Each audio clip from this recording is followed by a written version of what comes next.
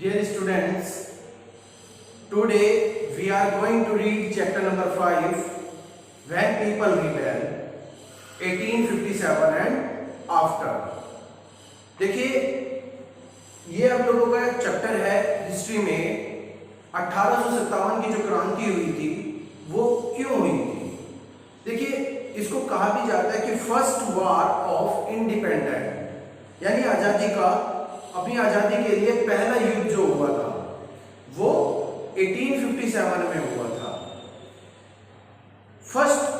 इसको first revolution of India भी कहा जाता है कि भारत की पहली क्रांति। लेकिन ये क्रांति सफल हुई थी या असफल रही उसके बारे में बाद में बात करते हैं।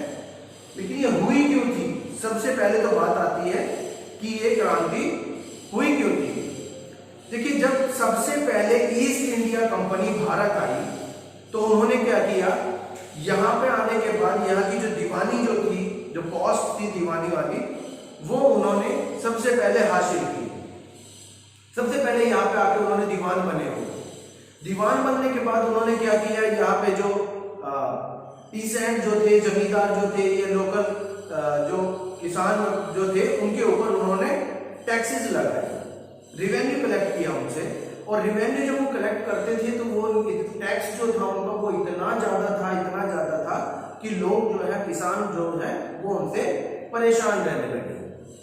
जो लोकल ट्राइबल्स ग्रुप जो थे यहाँ के, यानी आदिवासी ग्रुप जो थे, घुमंतु वगैरह जो है, झूम खेती वाले जो लोग थे, वो उन लोगों को बहुत परेशान किया। उनको फॉरेस्ट में आने से मना कर दिया, उनको उनके लिए कुछ रूल्स निकाल दिए, जैसे फॉरेस्ट लॉ निकाल दिया उनके लिए कि आप लोगों को अगर एंट्री करनी है तो आपको इतना टैक्स देना होगा, या कुछ एरियाज बांट दिए गए कि आप लोगों को इतने एरिया के अंदर नहीं आना है, आप कहीं और जाइए, कृषि कहीं और भी कीजिए जाके। तो उन लोगों को जो है बहुत सारी दिक्कतों का सामना हुआ। तो किसान ये लोग जो है परेशान होने लगे। तो यहाँ जो ईस्ट इंडिया कंपनी थी, उन्होंने सबसे पहले क्या किया, दीवानी हासिल की। दीवानी हासिल करने के बाद यहाँ से रिवेन्यू कलेक्ट किया। रिवेन्यू कलेक्ट करने के लिए उन्होंने जो है अपने टैक्सेस को बहुत सारे बढ़ाए जो है उनसे, जो यहाँ के पीसेंट जो थे, यहाँ के जो जमींदार जो थे, वो बहुत ही परेशान रहने लगे। अब जो 1857 में जब ईस्ट इंडिया कंपनी जो थी, ये क्रांति जो हुई थी, उसकी कारण क्या थे कि सबसे पहले जो है पॉलिसीज की अगर मैं बात करूं, पॉलिसीज जो थी, यानी लोकल जो नवाब जो थे, लोकल जो यहाँ के राजा जो थे, उन लोगों की जो है, उसको क्या बोलेंगे, उन लोगों का जो ऑनर जो था, उनकी जो अथॉरिटी जो थी, उनका जो सम्मान था, उनका जो अधिकार था, दबदबा जो था, वो धीरे धीरे खत्म होने लगा था। यानी जैसे पहले जो राजा नवाब जो थे, उनकी आज्ञा के बिना पत्ता भी नहीं हिलता था उनके क्षेत्र में, वहां ईस्ट इंडिया कंपनी ने उनके हर काम में दखल अंदाजी देनी शुरू कर दी थी। बिना उनकी आज्ञा के बहुत सारे काम अपने आप से करने लगे थे। तो यहाँ जो उनके जो नवाब जो थे, जो वहां के राजा जो थे, उनको अपनी जो पावर जो थी वो उसको उनको खोती हुई दिखाई दे रही थी, न उनको जाती हुई दिखाई दे रही थी।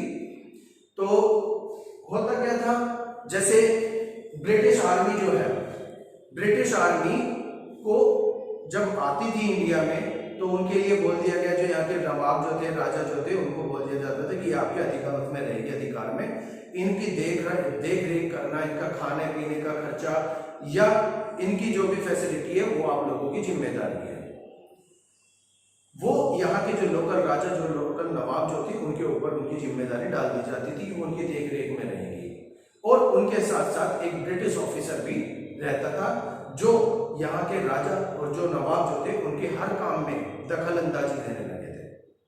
इससे राजा हुए, नवाब जो हुए, वो बहुत ही ज्यादा परेशान रहने लगे थे, क्योंकि वो अपनी तरफ से कोई भी ऑर्डर नहीं निकाल सकते, कोई भी ऑर्डर इंप्लीमेंट नहीं कर सकते थे, क्योंकि ब्रिटिश अधिकारी जो साथ में रहते थे वो उनको परेशान करने लगे थे बहुत ज्यादा। नवाब, इसके बाद अगर मैं बात करूं, जैसे पीसेंट हुए एंड सिपॉय, यानी किसान और सिपाही। जो किसान जो थे, मैंने उनके बारे में भी आपको बताया ही है कि जो किसान जो थे, जमींदार लोग जो थे, उनको वो बिल्कुल भी अंग्रेजों से, ब्रिटिश कंपनी से नाखुश थे।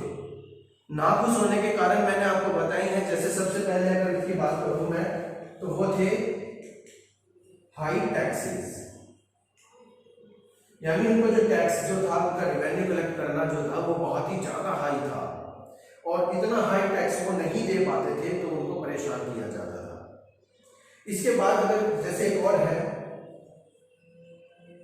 रिजिड मेथड कलेक्शन,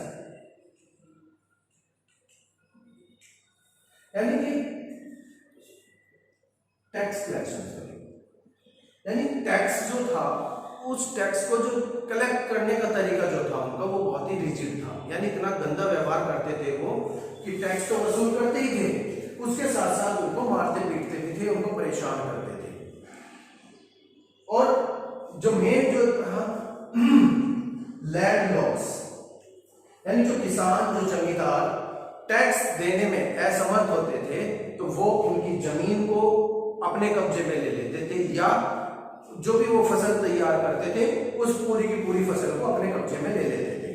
तो इस तरह से जो पीसेंट लोग जो थे, किसान लोग जो थे, जमींदार लोग जो थे, वो बहुत ही परेशान थे अंग्रेजों से। चलिए बात करते हैं जैसे सिपाही की। देखिए राजा लोग जो हुए, नवाब हुए हैं, यहाँ के लोकल जो समुदाय ग्रुप जो हुए, आदिवासी ग्रुप, ट्राइबल्स ग्रुप वगैरह, ये लोग तो परेशान थे ही अंग्रेजों से, लेकिन सिपाही भी परेशान थे।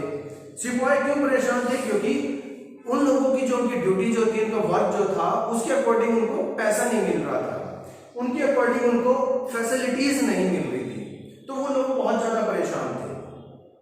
इस 1857 की जो रेवोल्यूशन, जो क्रांति जो हुई, उसमें सिपाहियों का सबसे बड़ा योगदान रहा है, क्योंकि बंदूक, गोली जो चलाई जाती है वो सिपाही द्वारा चलाई गई है।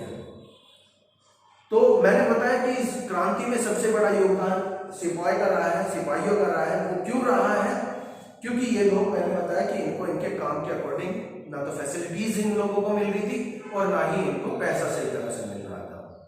जो मेन सबसे बड़ा कारण जो था, उस समय जो गन थी, उस गन के अंदर जो बुलेट, जो कारतूस डलता था, उसके ऊपर एक खोल होता था।